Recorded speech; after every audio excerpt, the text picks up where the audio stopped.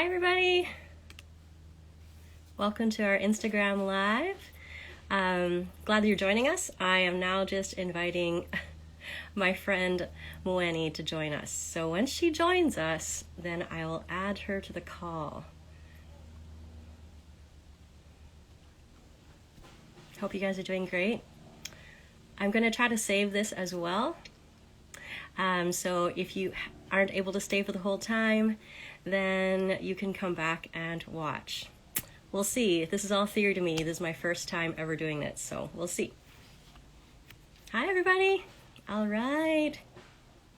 So nice to see you guys. Okay, let's see. Okay. Aha. Yes. I see Mueni. Add. Hi, Mueni. So good to see you. Hold on. Just waiting for her to join the Instagram Live.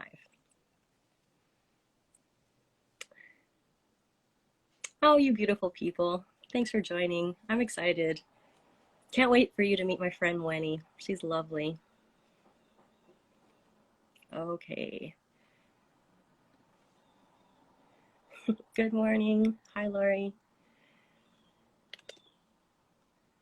Hi.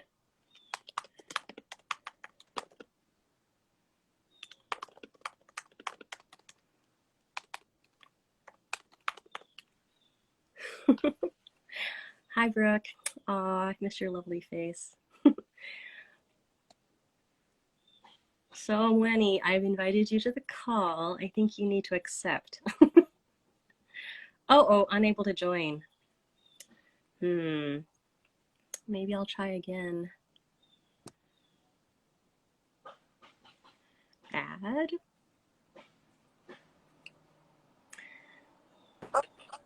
Oh, hey! Hi.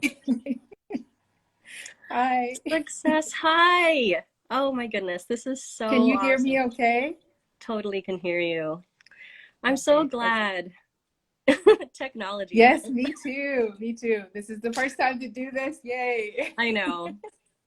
I think Thank you for everybody's inviting me. Oh my gosh, my pleasure. I was totally, actually it was because of you, I thought about doing the whole series of interviews. Oh. Because obviously how awesome you are. And then we were just chatting about your new business endeavors, which we'll talk about on the call. And then we were just talking about how to support each other. And I thought this would be such a fun way of doing it, and like literally just having an amazing conversation. Sure. And people have commented this is such a great idea, but honestly, it's just an excuse to see your beautiful face. Likewise. Thank you so much. So anyway, I'm not gonna cry. Okay, don't cry. Oh man, this is emotional. I just want to start off by saying It's happening. It's happening. Okay. Congratulations. Thanks. Yeah. Well, okay. So then from our conversation, it got me just really thinking about how can really we lift each other's voices up? How can we highlight each other? How can we I mean, we have our bodies. We walk around this earth with our bodies, but we're so much more than that. Like, we are whole people, and we have incredible creativity, amazing minds, and we do such good work. And oftentimes, if you're like me, it's just really behind the scenes a lot.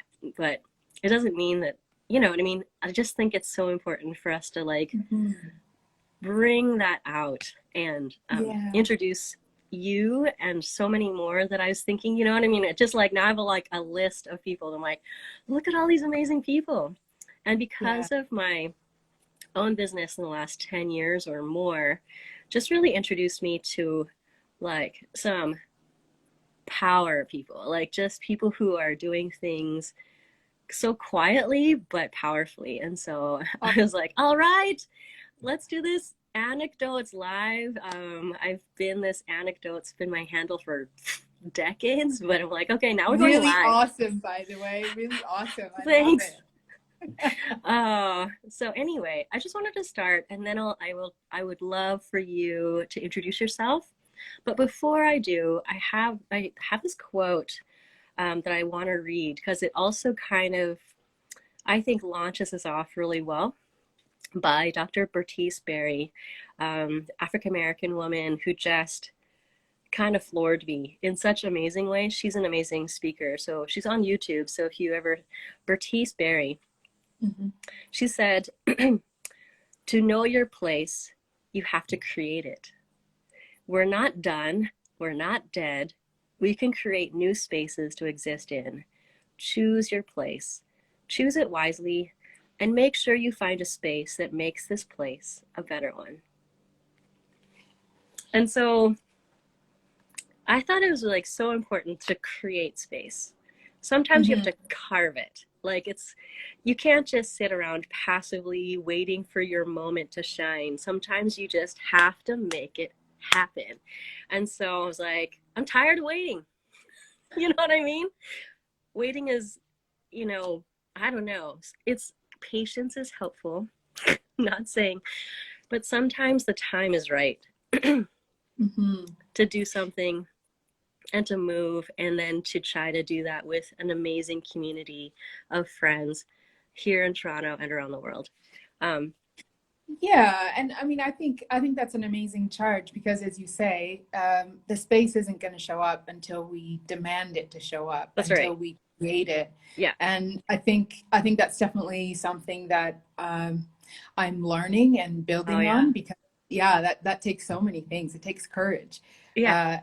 And what you're doing right now, it takes so much courage to create a space for conversation Mm-hmm. with people around the world who are doing interesting and innovative and exciting and life-changing things. So, I mean, I agree with that for sure.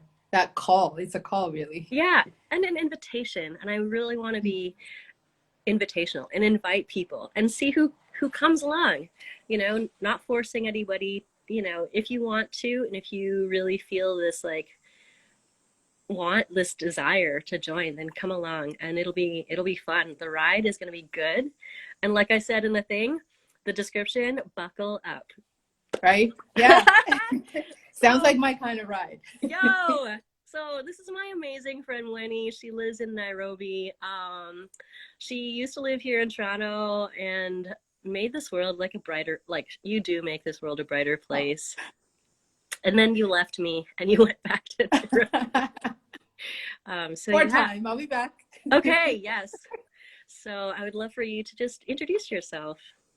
Yeah, sure.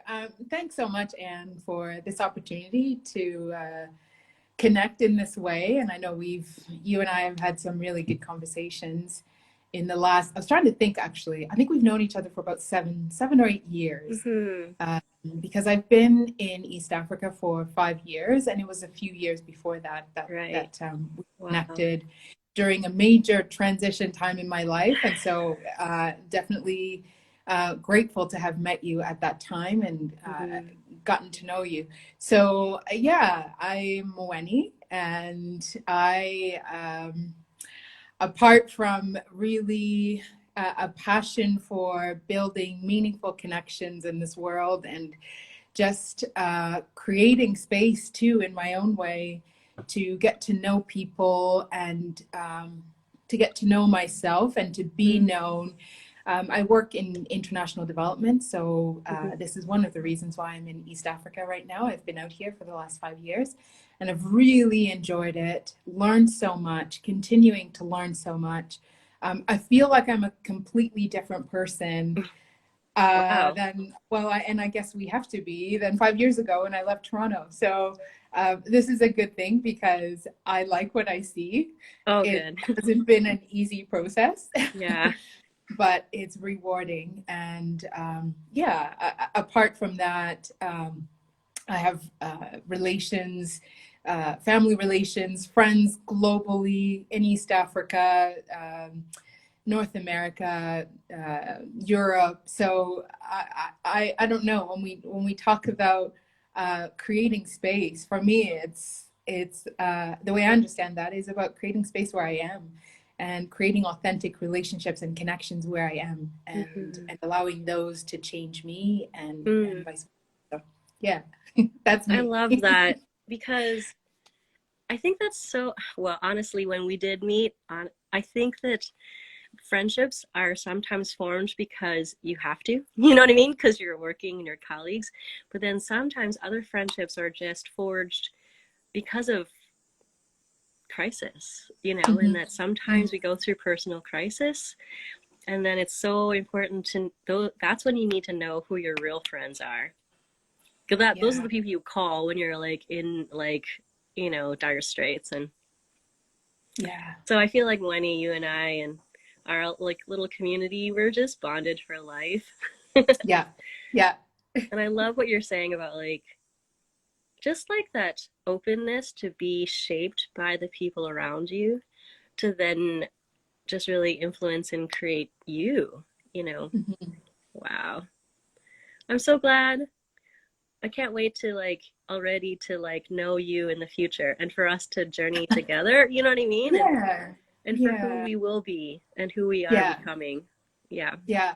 And I think that's you know, when I think about the work that I'm doing, and I know we'll get into that, but Mm-hmm. this idea of growing and moving toward um, belonging Mm. and becoming our better selves, or you know, ourselves fully, that's the thing that really gives me energy and Mm. excitement Yeah. and really passion for doing the work that I do, because I believe in it, and I think at the end of the day it's really about the kind Mm. of people we are and how that shapes the world that we want to live in, and we want future generations to be a part of.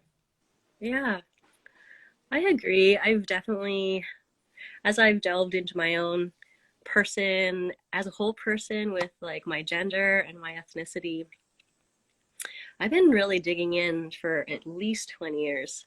And I just, the one thing that I think that I want and hopefully everybody wants is the freedom and room and space to become human. And what does that mean in its full capacity and its breadth and width? Um, and the space to do that. And to, yeah. Yes. So then you've been on a journey recently, I think, on your training and your work. What are you working on these days? Yeah, yeah. Lots of exciting things. It's actually it's a time of transition for me, if I can be honest, Oh, and I'm trying not to be scared about it. But you know, I think I've gone through a series of transitions in my life to know that I'm not going to die just because I don't know what's around the corner. I'm okay, and so I'm gonna, you know, try and keep my sane mind there. But I did recently, over the last 10 months, I was doing this conscious equity, diversity, gender equality, and inclusion course. mm, Uh, and it's an online program that's run by a very well-known gender equality expert, Karen Craigs-Milne, and I highly recommend her and have enjoyed working with her. So through that program, I'll back up. Like, I had questions about, you know, how do you engage in social justice in ways that are transformative, in ways that are meaningful, and mm-hmm, how do you gain skills to do that work mm-hmm, together with other people that have the same vision, the same goals, the same passions. And for years, I've been just passionate about, like, okay, I want to do social justice work, and maybe that's why I'm in international development. mm-hmm, But after taking this program, honestly, it's opened my mind to think differently. And so when we talk about conscious equality, it's very much about creating space for dialogue to happen in a safe space, in a space that um, is inviting, is inclusive, is promotes love and care and listening, so that different perspectives, different experiences, different personalities can engage and can be at the table and have an in-depth and informed dialogue. So Wow. I mean, those are the things that I'm just like, oh my goodness, I didn't know this. And beyond that, it's really about like, okay, Mueni, yes, there are all these conversations about anti-racism, oppression, institutionalized oppression, and a history of just a lot of harm that has been done to a people. And so for me, it's also been an opportunity to interrogate my own biases and my own assumptions about, okay, well, what generalizations about am I making about certain people? Oh, Maybe some man. of my own people, and so how do I deal with that, and how do I overcome that, and how do I educate myself so that I go beyond that and learn the skills and have the tools and the language to be able to engage in these discussions that are so important and they're so meaningful. It really matters how we have these conversations. So part of that then is, you may remember, but maybe not, the people online right now. About 7 years ago, a childhood friend and I, her name is Sobia Ali Faisal, and she and I started a social research consultancy. Oh, We were both in Toronto. Yeah. And we were great. like, you know what? We foresee a future where we're working remotely and we're doing what we love. Of course, it's all focused on social justice frameworks and so on, decolonization frameworks. Wow. And so we started that, and then I moved to Kenya. Aha. So yeah, so we ended up doing one project together, and then kind of took a hiatus. And then now over the last six 6 months, we've gone back to that conversation to say, hey, I think this may be a time to revise, revisit our consultancy and see what we can do. So we're in the process of rebranding and trying to figure out, okay, we want to work in this space of anti-oppression, anti-racism, social justice, decolonization, and work with organizations and people who really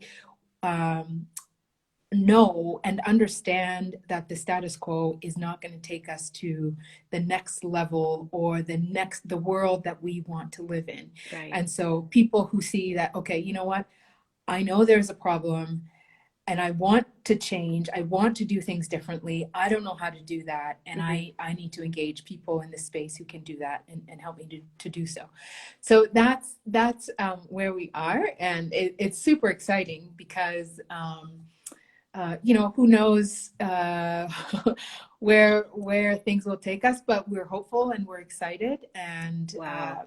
Through the mentorship of others that occupy this space and have done so for years and years, you know, we see we have a vision of collaboration because there's a lot of work to be done. And we know already, and if I can say, we know already that we're not about window dressing.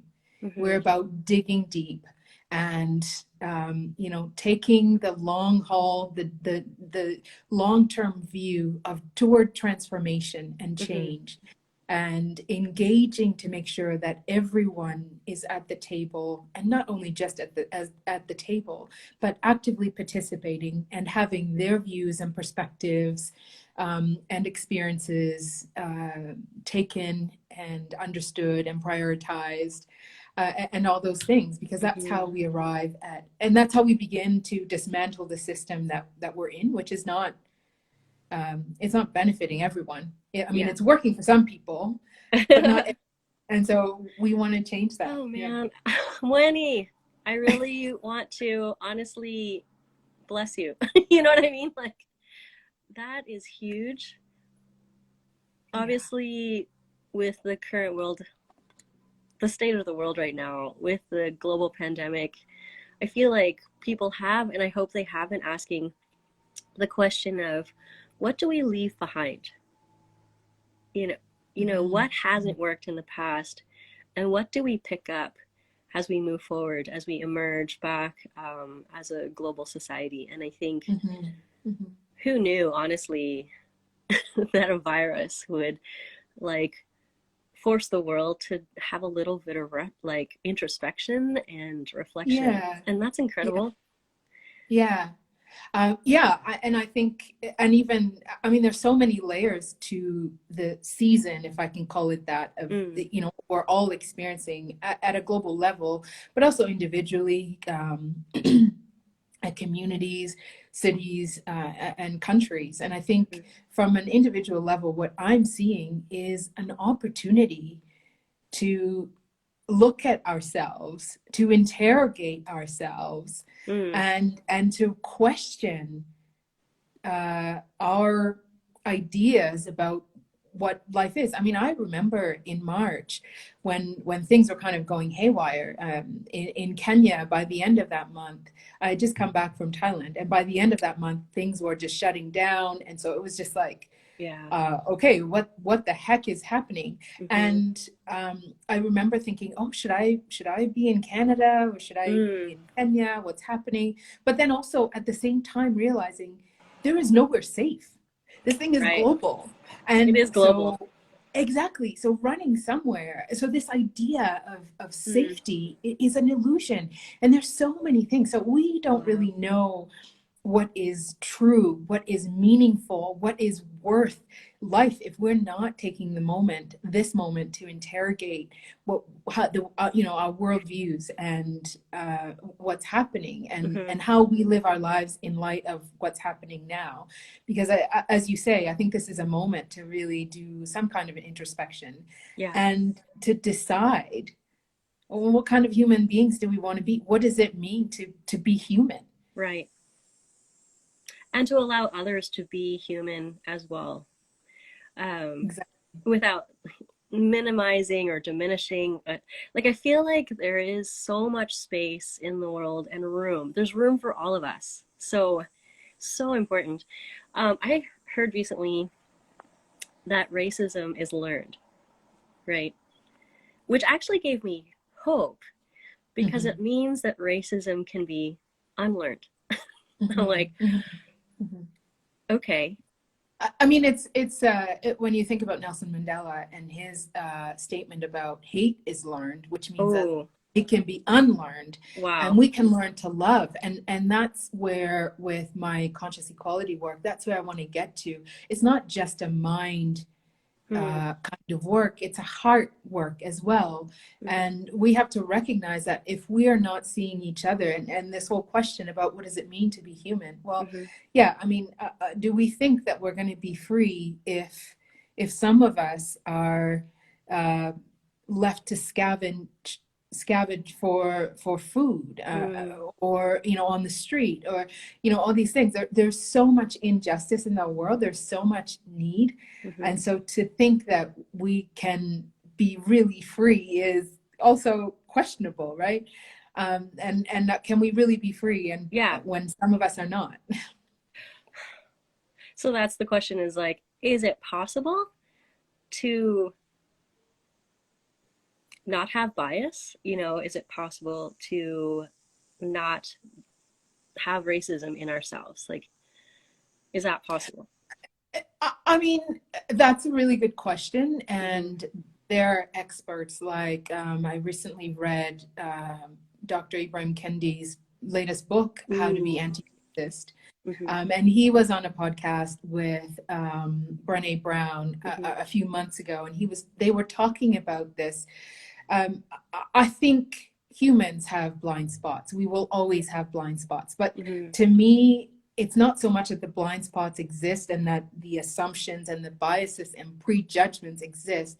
It's about the willingness to see that they could be there. Mm-hmm. So this whole self-interrogation and questioning, Right. it tries to get at that. And I can tell you honestly, and I mean, I have never, and I've lived most of my life in Canada. I moved here 5 years ago, and my experience in Canada has been, I didn't feel excluded Mm. from anything. I was a child, yeah. There is one incident that happened when I was a kid, and I Mm-hmm. remember that, and that was Mm-hmm. painful, but I didn't understand it at the time. It's only now that I'm sort of processing it. But you know, we we have this platform to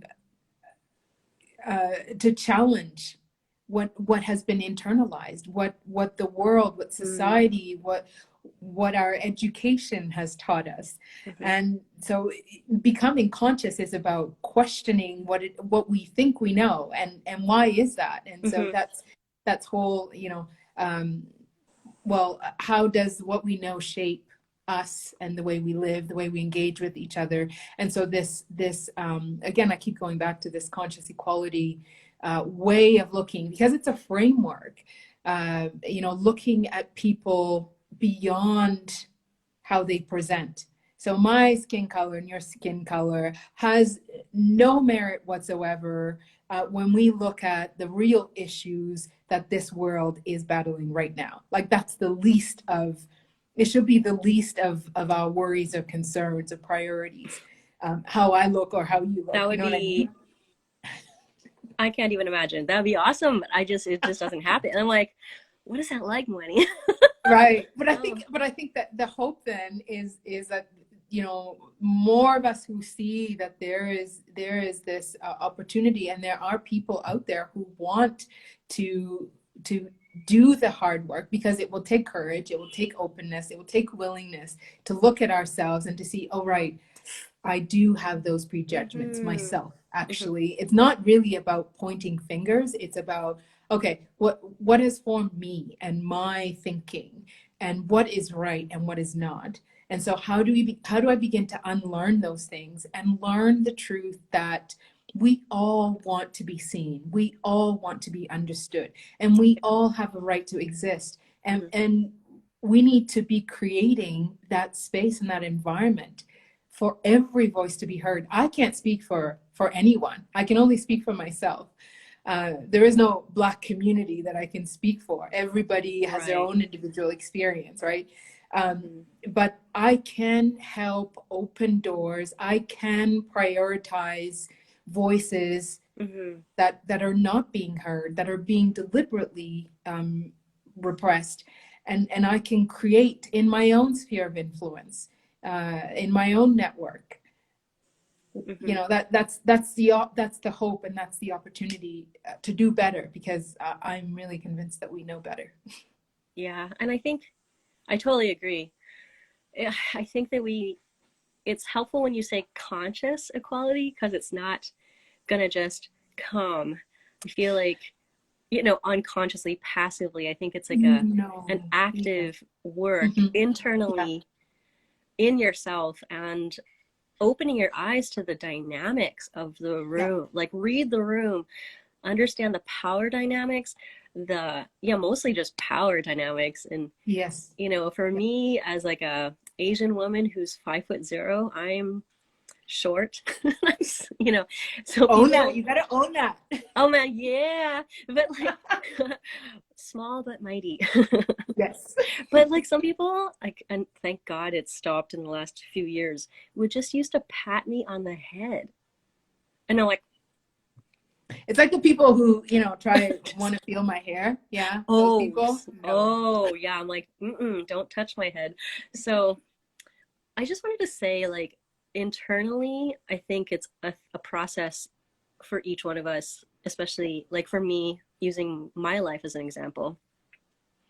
Growing up in Canada, and I'm just so grateful to be Canadian, like, and our culture and our values. But growing up as a kid, I didn't even know how much I was absorbing of who had power and who had not, and who was not as valuable. So I actually rejected my own culture for a Mm. very long time. Like, I was one way with my family, ate rice every day, 3 times a day at home. And then I would leave the house and I would have to behave in a different way. And um, yeah, I didn't, I mean, it was like I was like two different people.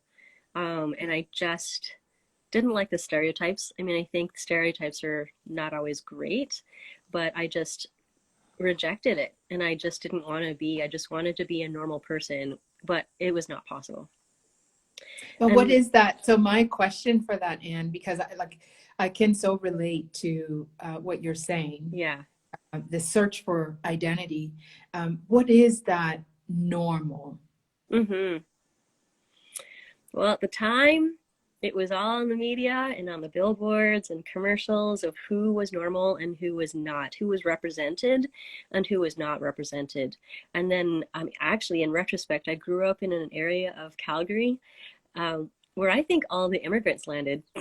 So I went to school with kids from Italy and Greece, Vietnam, and the UK, and it was and indigenous people. So we had fun.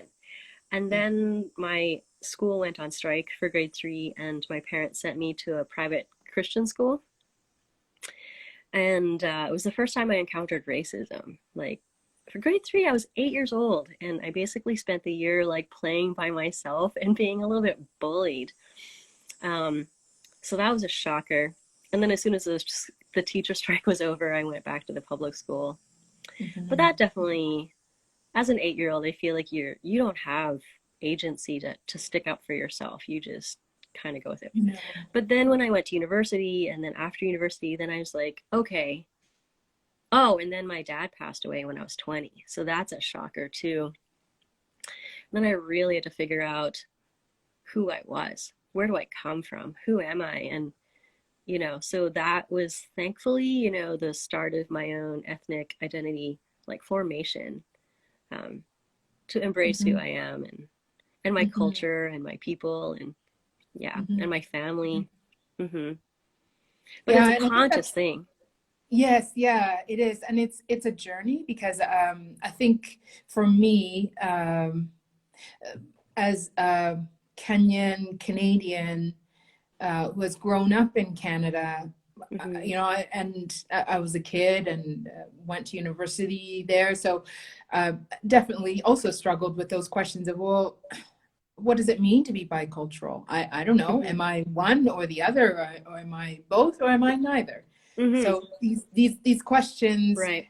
um, have come up over the years, but I don't know. It's I think now I don't have the question so much about my identity. It's more about Right. understanding myself and sort of working towards the kind of world and the kind of person that I want to be. And really now, I guess, because I'm older, I have a sense that home or my identity is really shaped by the people around me, the people Hmm. that I connect with. And so I have so many connections globally. Therefore, I have so many homes globally. Yay. You are such a global person. If anybody wants to just travel the world through Instagram, you should totally just follow Mueni and just be super Oh. jealous. I'm like, yo, No no need to be way. jealous. Just And the food. Oh my gosh, the food. it's true. So, yeah, I mean, that's what it was like growing up for me. But then I think I hope that everybody really takes a hard look at who they are and who they're becoming.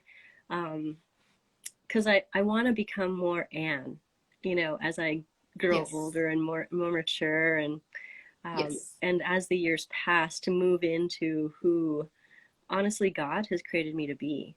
And so that's really important to me. Um, just gotta say though, okay, I had an experience in Nigeria where I was a white person and I didn't even Not know. hard to believe. I was like, I didn't even know. So I was like, I know what it feels like to be a white person, because they honestly called me Baturi, which is a white person. Mm.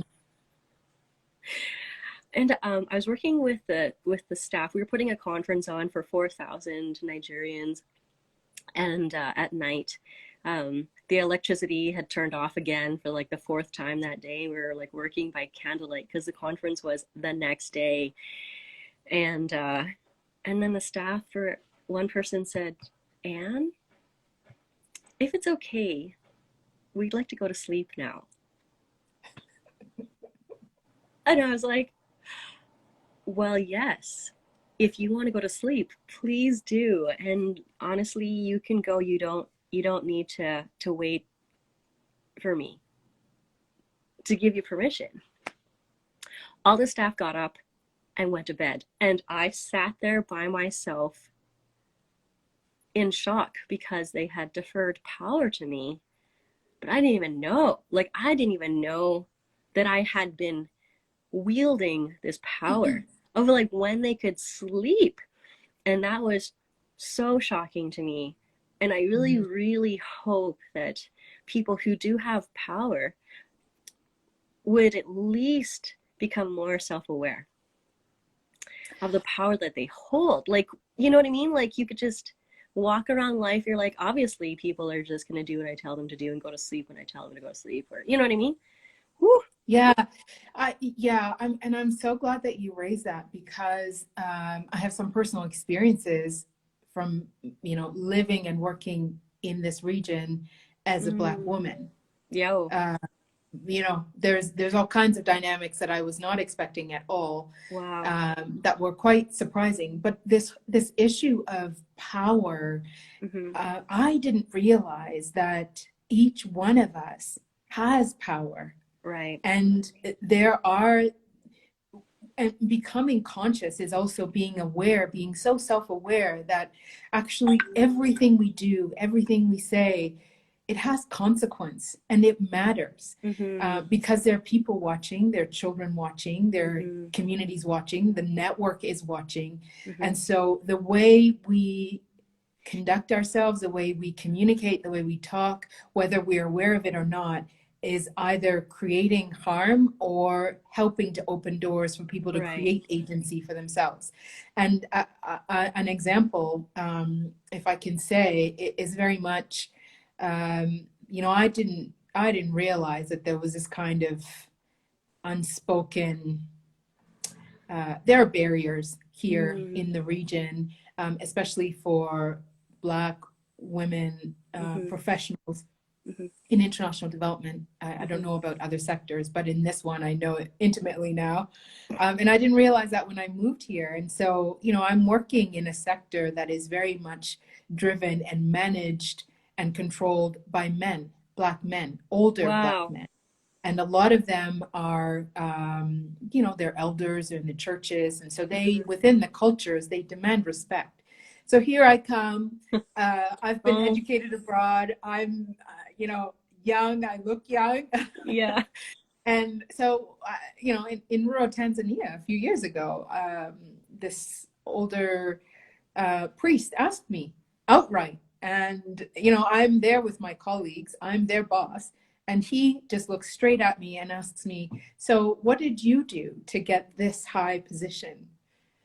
And I was so surprised. I was like, well, I went to university. I have a master's, but I don't think we're here to talk about my CV. I think we're here to establish connections and working relations. And so I've learned from that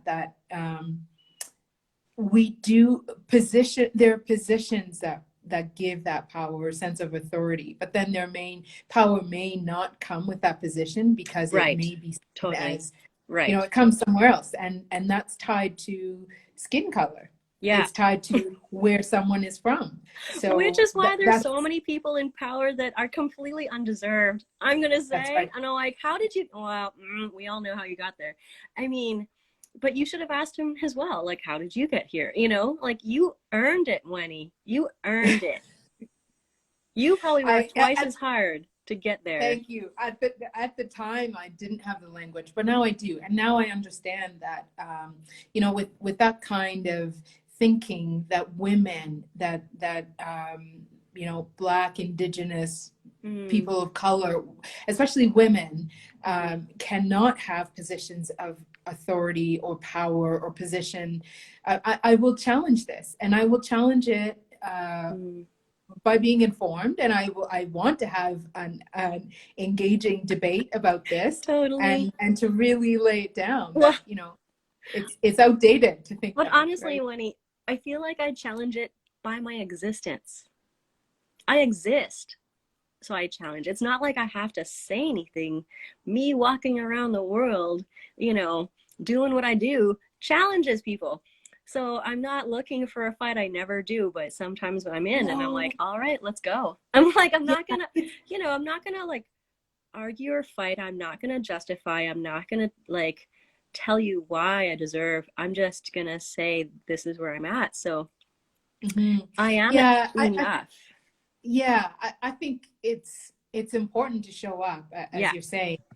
And I think from where I'm sitting, what I'm seeing is that it's also important to speak up. Oh And I think yes. in my I talked about finding my voice, and really Yes. being out here has helped me to find my voice in ways that I didn't have my voice before. Wow. And the language as well, and being able to articulate the truth of uh, you know it's about the work, and it's not about my gender or my ethnicity or Mm-hmm. education. It's not about any of those things. But I think as humans, we it's almost like we have a blind spot. We have Yes. blind spots about these things, and so we Yes. see those things rather than seeing oh, this is a competent person, and we Mm-hmm. need this perspective, we need this personality at this table, because we're going to be richer for it, and we're Oh going to do yes. better because everybody is at the table.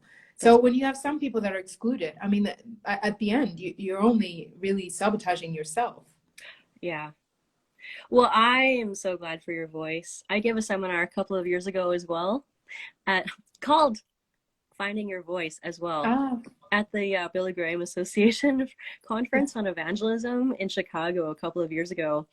And it was for younger people, but actually everybody of every age was there. And I was a little intimidated, but I was like, all right, I'm going to have to do what I'm saying for people and find my voice and speak. And it was really just so encouraging the entire weekend. But like, I love that you have found or are finding your voice, Winnie, and I want it more, you know, more, more, thank more, more, bring it, hit me. Okay, okay. So I want to go back to my Nigerian experience because I feel like I've thought about that. That was like a million years ago, but that stuck with me and it just really reinforced me like not to disempower myself. You know what I mean? That doesn't serve anybody, but to recognize the power that we do have and to uh, use it wisely, you know? And then how are we going to use it? Am I going to use it for my own selfish gain? To like keep people down because I'm very insecure or I feel very you. threatened?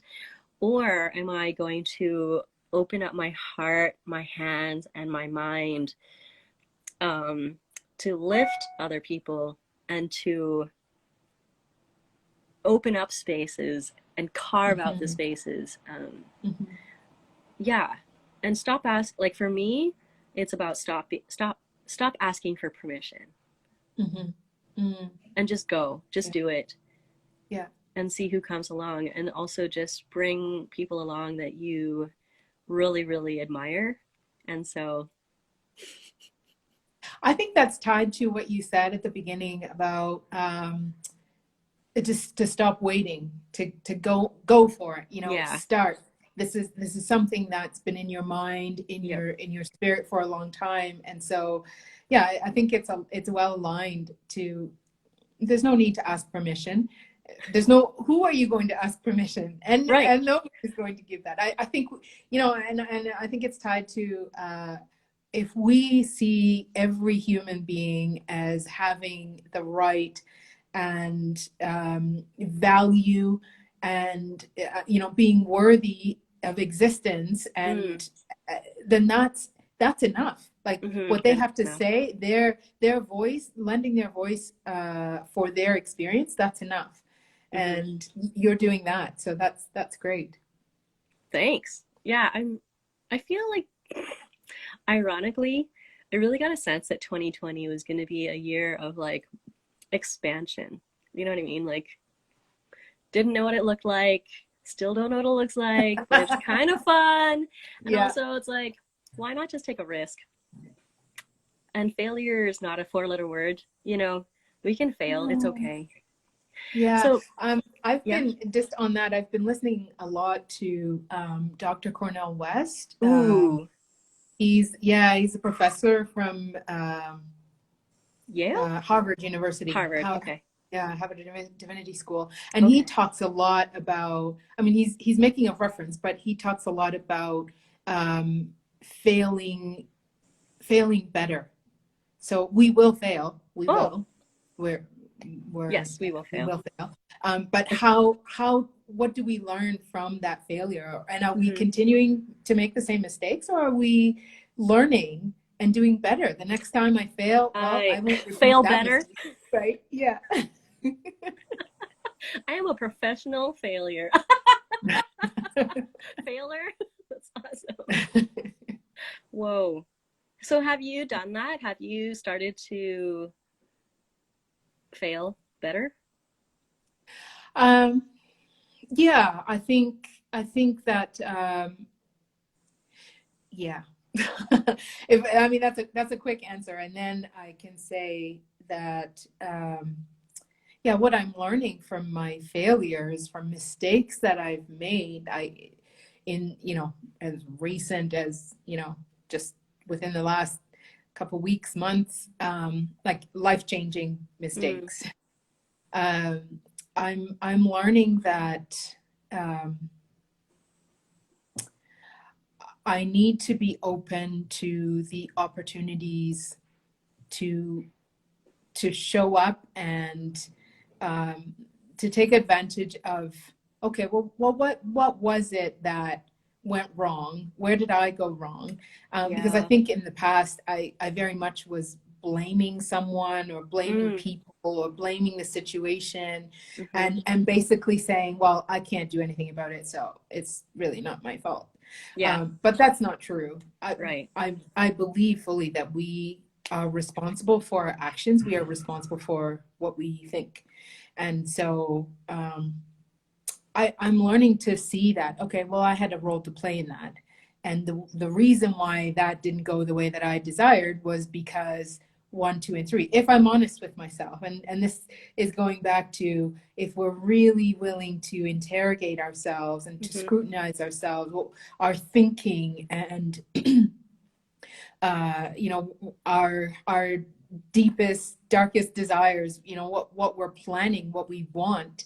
If we really are interrogating those, then we'll Mm-hmm. see that maybe they come from a place of selfishness, self-centeredness, Mm-hmm. narcissism, maybe ego. Yeah. And so going through those. So for me, yeah, it's Mm-hmm. been that journey of trying to undo that. Okay, some of these decisions or perspectives have been very much driven by my ego, and that's not okay. I want to be better, and Mm-hmm. living through my ego is not going to make the world better. Yo, I think that word and the other word of entitlement rolls through my head in the last few years. I'm like, wow. Um, but like, what is it that has helped you to face your brokenness, if I could say that, or your Yeah, own yeah, stuff? yeah. Because that's gonna be what everybody's gonna need, right? Like, what do we need to face our worst? You know what I mean? Yeah. It's not going to be easy, and I mean, I'm talking about courage and this willingness to be open and to look at ourselves. But that introspection doesn't come by itself. We don't will it. I think it comes from a spiritual place, and just recognizing that we are not the center of the universe. We are part of something much larger and much bigger than ourselves. Mm. And so this is why this is very much connected to the way we live, and what we do has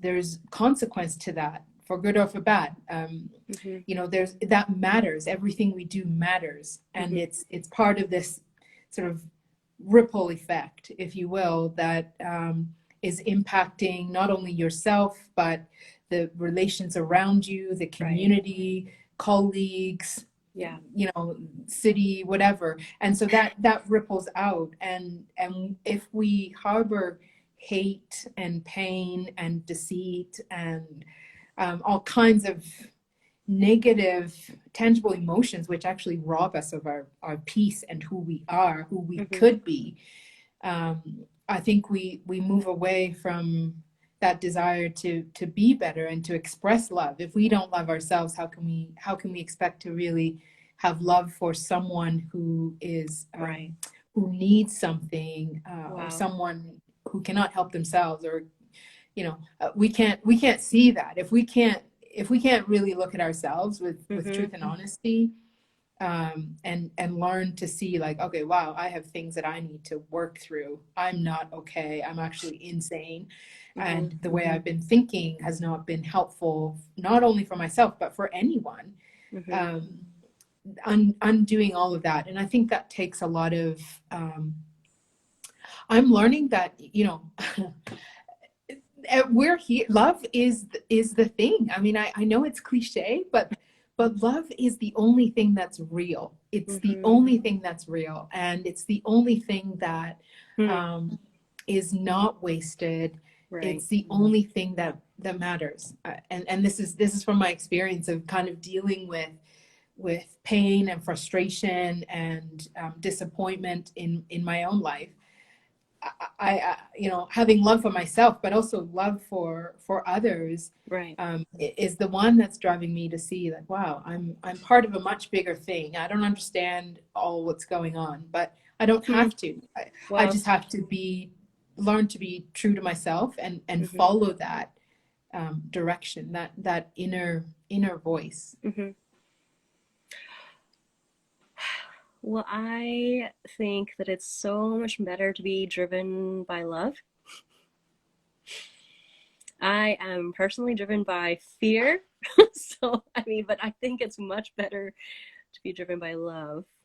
And Dr. James Houston, who was my professor at Regent College when I was doing my master's in theology, he gave a definition of humility that I appreciate. And true humility is knowing in your strengths and your weaknesses truthfully and honestly, and holding those in tension, because we are still all broken, but we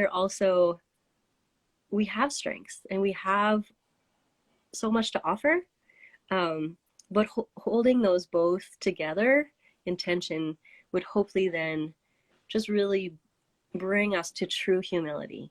Because we're not amazing without fault. You know what I mean? We're not like perfect. Nobody's perfect. But like, if we just get rid of that, but not also then saying that I'm worthless and not valuable and I don't deserve anything. That's also not at all what we're supposed to do. But like, and I think that's also a process of like the internal transformation of who we are. And if we are driven by love or motivated by love, for ourselves. And I think I liked what you said as well. It's not just for me, but it's also to be effective and to bring effect into society and those around us, our colleagues and our family. Yeah, because the alternative, if you think about it, I've been listening to a lot of different podcasts and things, and I forget, this one professor from the University of Toronto was talking about, people who hate with conviction. So if we love, then we have to be clear about that, and we have to be, we have to like take that on and understand that it's, of course, there will be times where we're afraid, but I'm really convinced, and I'm beginning to see. I didn't always see it. I'm beginning to see that without love, there's you can work in social justice, you can do anything, and it doesn't matter. It doesn't mean anything because it hasn't transformed you to see and to have a true and genuine um, valuing of people and love for people beyond yourself. So Right. if the miracle hasn't happened in your life, then forget about doing anything that's transformational in someone else's life. Wow. Thanks. I think that's an amazing, obviously wise words, and an awesome place to conclude. We have 4 minutes, Mueni, and I just want to say thank you, thank you, thank you. This was like, you were my guinea pig, so I want to say thank you. You will have a special place in my heart always. I have recorded this. I'm going to try to save this on Instagram too. I mean, in theory, I Googled how to save it on Instagram. So I hope I can save it so that people can watch after. So I want to say thank you. Honestly, I love learning from you. And I'm so glad that we're friends and we can continue to, like, honestly learn from each other and love each other and learn how to love each other, right? Because I feel like it's a process as well, like of how do you actually love truly. So in the few minutes that we have left, would like to know, how do we find you? What are your projects? And shameless plug. Oh, thanks, Anne. Thank you. And you're an amazing friend, and I love you. And thank you so much for creating this space and for inviting me. I'm on Instagram, MUDZOR. I am also on Facebook, Mueni Mutinda, on LinkedIn, Mueni Mutinda, and email mueni.am@gmail.com. Awesome. And are you like cranking up your business, or are you consulting again? You and your, okay, tell us more about that. Yeah, sure. We are working on sort of revamp. So we are doing a facelift, if I will say it that way. Our brand and our website are under construction at the moment. So as soon as we have those up, we'll be circulating, and let me know. Thank you. Yeah. I feel like, honestly, that's a lifetime work, dude. And there's so much to do. And there's so many companies, organizations that need you and this work. Thanks, Laurie. And so, honestly, I don't know when this is going to cut out, but we must keep chatting. Do you have any parting thoughts, or do you have any advice for us, I guess? Just to say, you know, at the end of the day, for me, and what I'm learning through the conversations that are happening right now around anti-oppression, anti-racism, equality, social justice, diversity, and inclusion. I mean, these are all terms that we're seeing. I mean, like every job description, I feel like on LinkedIn has diversity and inclusion. But beyond that, I want to invite us to a journey of self-reflection and self-review and interrogation of our thinking, our feeling. You know, these things alone don't determine or they can't speak for a real and authentic life experience. There are multiple factors. And so really looking at ourselves and examining our own biases and prejudgments, and taking a look, taking inventory. I think I would say taking inventory to see where we have blind spots and to begin to unlearn those, identify that people have different experiences. People need different things. We don't all need the same things because we all don't start from the same place. And so how do we join in the conversation? How do we educate ourselves? And how do we support those who have been oppressed and those who are marginalized and those at the corners of society that nobody wants, that don't have an identity, that don't have a passport or nationality? You know, you talked about being a Canadian citizen. That's a privilege. I know for me, that's a privilege. And so how do we use the resources and the opportunities and the privileges we have to make the world a better place?